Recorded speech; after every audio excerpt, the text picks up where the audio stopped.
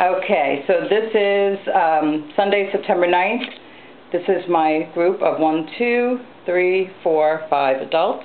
I'm Jamie Mesta, and I'm going to be talking about how easy it is to entertain and to throw a nice little party.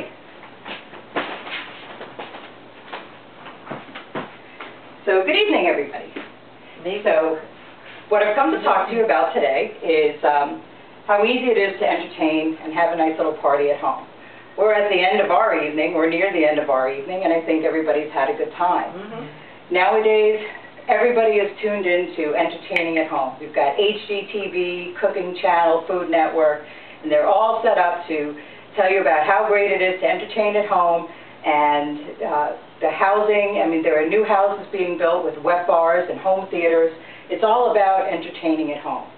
What you're seeing in the background is a slideshow of what went into our little party tonight. It starts in the very beginning of the day, and it goes through all the cooking. Everything here was made from scratch today, from the brownies and the cookies to the tomato sauce. That's fresh basil and parsley from my garden. And as you can see, it's basically everything that went into this day. So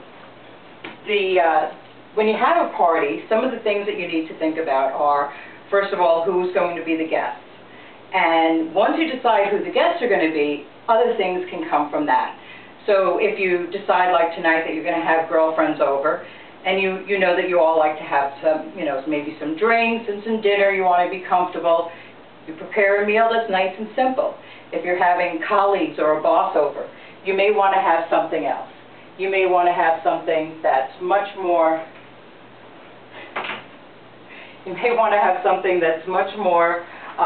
subdued and much more professional.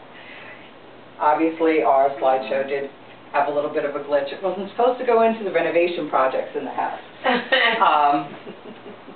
That's one of the things that we actually talked about in classes, some of the things that you need to prepare for, and that was one of them. But you saw all the pictures of what went into the night, and you've seen the food as it was laid out.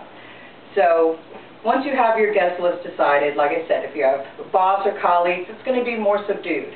If it's going to be a party where there's families and children, then you really have two parties to plan. You have a party for the adults, and then you have a party for the children to keep them out of the adults' hair.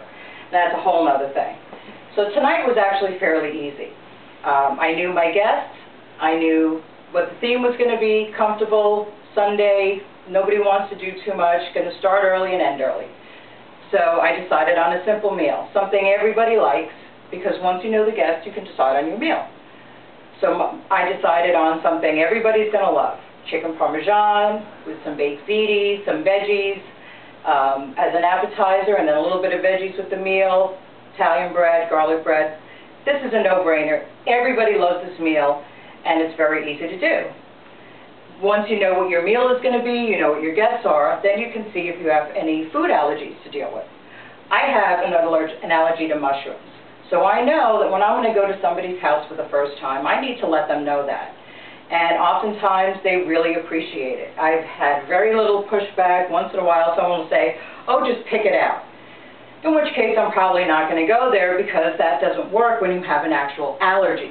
That only helps when, you don't like something.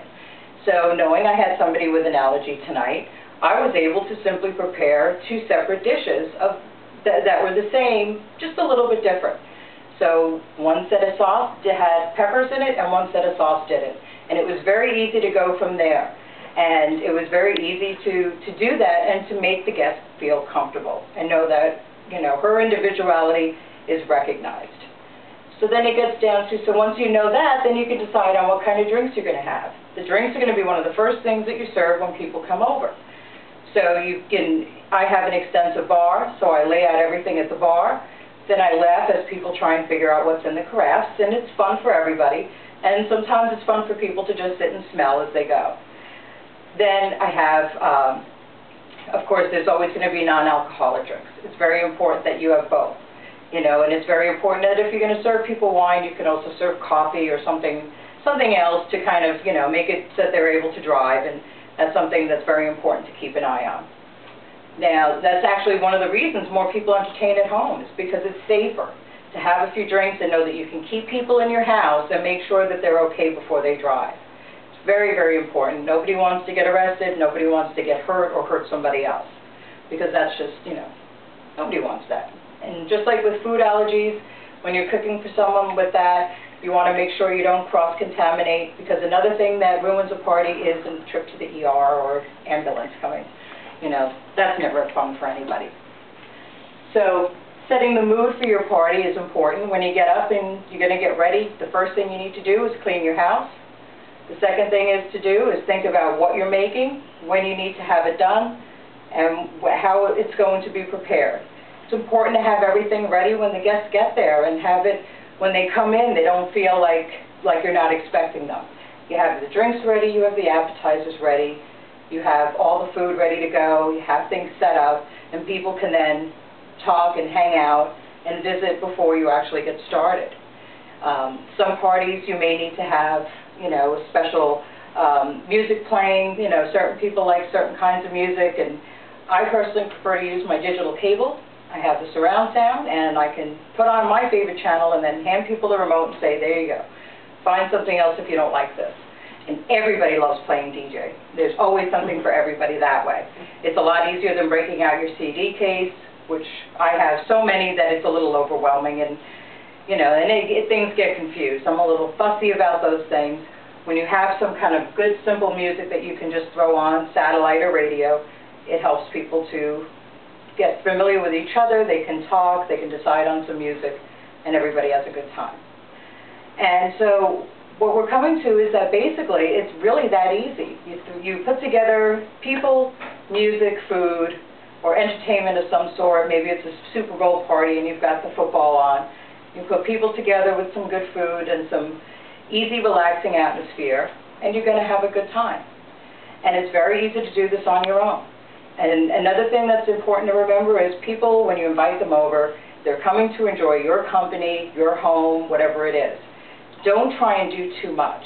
Don't try and make a meal you've never made before. It's not fair to treat a guest as a guinea pig. If you're not a good cook, feel free to cater. Feel free to, buy frozen stuff. Oftentimes, people don't know the difference. You can buy Mrs. Stouffer's lasagna. No one's going to know you didn't make it. What's important is the having a good time with people. That's what's important. And if anybody's going to be, obnoxious over something that you didn't make, or, they're not worth hanging out with anyway. And it's a good thing to learn. A lot of times it happens with colleagues. So then it really doesn't matter. Brown Dog is telling us we're at the end of our talk for tonight. I hope that you've enjoyed your evening here, and I hope you enjoyed your food and the slideshow of the preparations of that food. Thank you. Thank you. Have a good night. Awesome.